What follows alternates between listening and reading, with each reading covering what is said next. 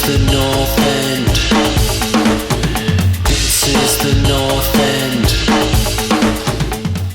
Hello soccer fans, and welcome back to another episode of 5 Things with me, Luke Connolly, the most charismatic, the best looking, I'm joking, but also not the smartest member of the team. That definitely has to go to Azaz. I'm joking, Paul's probably up there as well.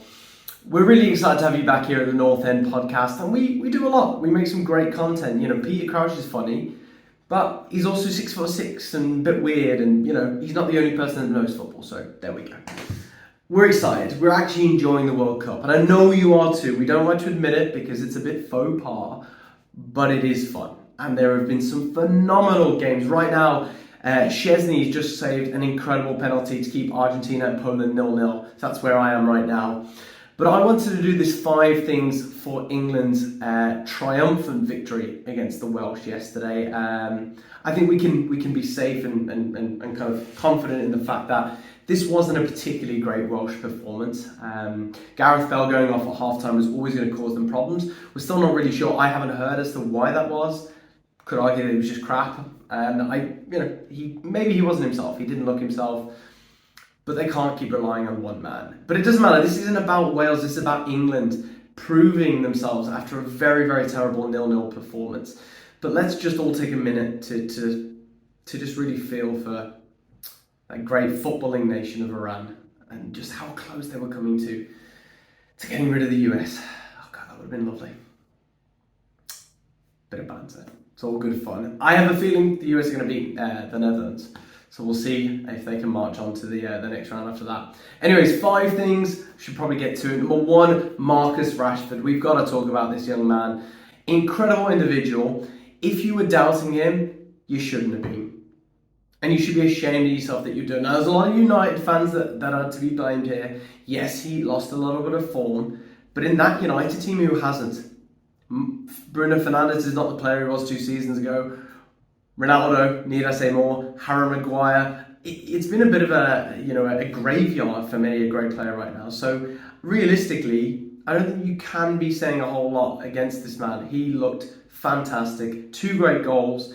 And I was a little annoyed, mainly because I put a bet on 30 seconds later he got taken off. But I don't think he should have been taken off. A hat-trick for Rashford would have been a huge part for his confidence and for England. That said, the 2 goals, what a beautiful free kick. Rashford on that form is unplayable. He really is. He's so quick, he's sharp, and he knows he's got such quality around him, and he just looks happy. He looks like he's enjoying his football again, and I say absolutely spot on. Really great lad, great performer, and just a wonderful, wonderful individual. So Marcus, I don't think you'll see this, but if you do, well done. Number 2, Philly Foden. The guy who, if he wasn't playing football, not really sure, maybe a barber, although some sus haircuts going out there, but he is a footballer, thank God, and what a footballer he is. Left out against United and a lot of criticism. Southgate was probably aware he was going to come under that, but Phil just dominated this game. He really is a world-class player. And he's just a standout player. He's up there with the De Bruynes. He's up there with the Fernandes impact for Portugal. He's up there with the Lewandowski for Poland. Like, he really is such an incredibly talented young player.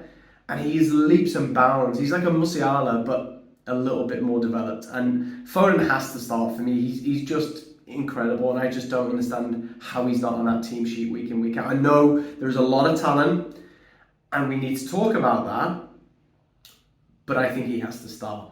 Number 3, Kane. Kane, a bit of a weird one. I think it's readdressing what we think Harry Kane is. An incredible athlete, a wonderful pioneer of the sport. Hasn't been scoring goals, has come under a bit of criticism. Just watch that setup for the Foden goal. He receives the ball, his head's down, he's dribbling with his head down, which is just unbelievable.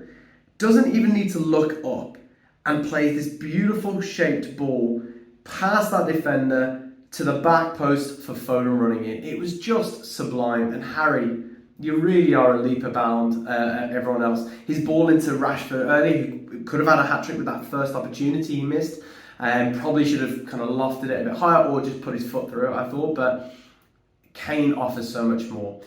The only question is, with the supply and the quality around him, would Callum Wilson be a better option? I know that's a crazy thing to say. Brian, I'm sure, is probably pulling his hair out of this suggestion, but Wilson is that more iconic centre forward. Kane is that creative player. He's supplying, which we didn't think he would be doing as much. We thought he'd be, that centre forward, but we've seen him this year for Tottenham dropping back, and he looks great. And so Kane in the squad, unbelievable assist, bringing the play. If we need that dedicated target man, though, there is the argument that you could drop him and put Wilson, but Kane is just a wonderful captain and just a great performer all round, and more than just goals and assist machine at the moment. Number 4, Gareth, you got it right. Harry Maguire must start, and I don't blame you for putting your faith in him.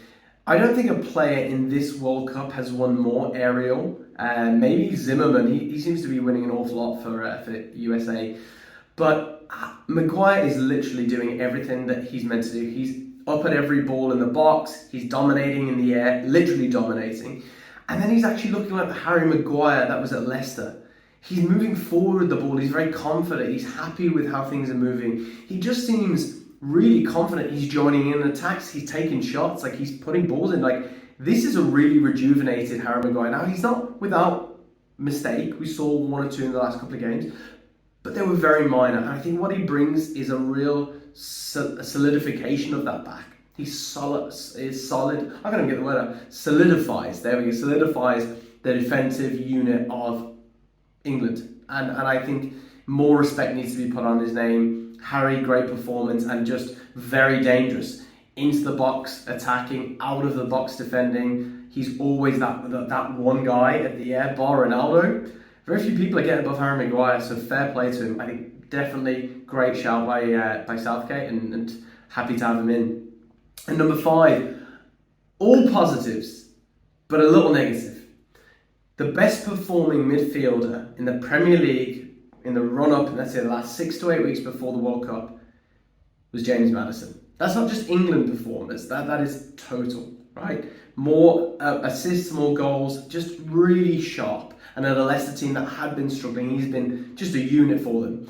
I think it's really unfair that he's not going to look in. And I really think he deserves an opportunity. Now, where he gets that, getting out of the group stages with nothing so far, how can you drop Foden? How can you drop, Grealish getting a look in from the bench, and Saka really unlucky to get dropped, and I don't see where he gets back in. Rashford looked great. It would be a case of dropping someone else, and I just don't know where that is. You've got Bellingham, I think, is untouchable. I think the only person I think is Rice, dropping Rice and giving Maddison that free role, and I think that could be a really interesting idea. Now, will he do it? Probably not at this stage, but I really, really feel that Maddison should get the look in. He deserves it. He's not getting any younger. How many more he's got in him? Maybe 1, maybe 2 major championships, depending on his fitness, but really, really hope to see James Maddison. But other than that, is it coming home? It's hard to argue against it. Great squad depth, great performances all round, and just a great, great English passion right now. So who knows? For now, thank you for watching. Thanks for listening. And we're really happy that Azaz went there, had a great time, and actually enjoyed it. So, as I said before, it doesn't matter what happened. It doesn't matter whether it should be or shouldn't be in Qatar. The main thing is just enjoy it. We've had some phenomenal football. Saudi Arabia all getting bought Bentleys or Rolls Royces because they've been Argentina. 37 unbeaten run. Then we saw Japan beat Germany, and then see Japan lose to Costa Rica, the 7-0 team that got hammered by Spain. And all these groups have opened up, and it's just fantastic. This is what football's about. So just enjoy it, ladies and gentlemen. It's the greatest sport on earth. Luke from the podcast saying, please like, follow, subscribe, and tell your friends. We don't want to keep working ordinary jobs. It's terrible. All right, guys. See you soon. This is the North End.